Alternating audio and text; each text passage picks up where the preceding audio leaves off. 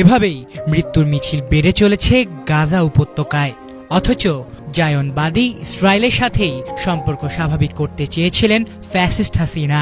শুধু তাই না, বরং বিরোধী মত দমনে ইসরায়েল থেকে গোপনে গোয়েন্দা সরঞ্জামও কেনে তার সরকার। সেগুলো দিয়ে আড়ি পাতা হতো বিরোধীদের ফোনে।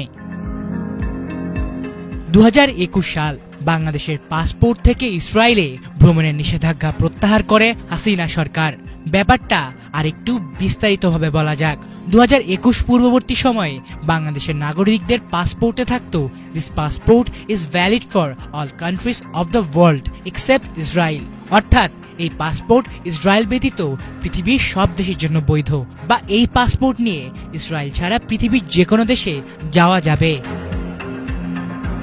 কিন্তু 2021 এসে হঠাৎ করে এক্সেপ্ট ইসরায়েল শব্দটি পাসপোর্ট থেকে বাদ দেয়া হয়। লেখা হয় this passport is valid for all countries of the world, যার অর্থ দাঁড়ায় এই পাসপোর্ট নিয়ে পৃথিবীর সব দেশে ভ্রমণ করা যাবে।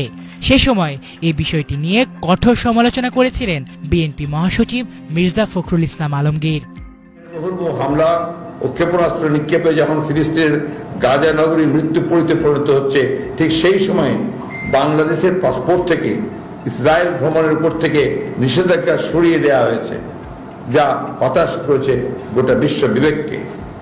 আবার 23 মে ফিলিস্তিন বিরোধী ওই সিদ্ধান্তে ইসরায়েল সরকারের অভিনন্দন টুইটের প্রেক্ষিতে তা অস্বীকার করে পররাষ্ট্র মন্ত্রণালয়ের পক্ষ থেকে বাংলাদেশ সরকারের পজিশন ঘোষণা করা।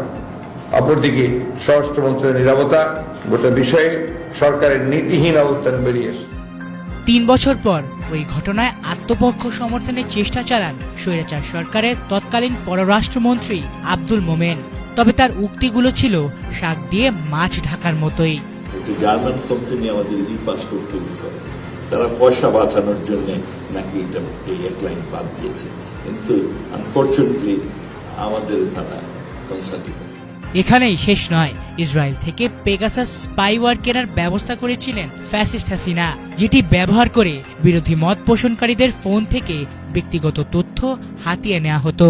এই জটিল স্পাইওয়্যার মূলত তৈরি করে Israeli cyber intelligence company NSO group. কি রমজান কি ঈদ, গাজায় নিরীহ মুসল্লিদের ওপর থেমে নেই ইসরায়েলি বাহিনীর নৃশংসতা, যে কারণে তাদের বিরুদ্ধে আন্দোলনে সরব হয়ে উঠেছে গোটা বিশ্বের বিবেকবান মানুষ।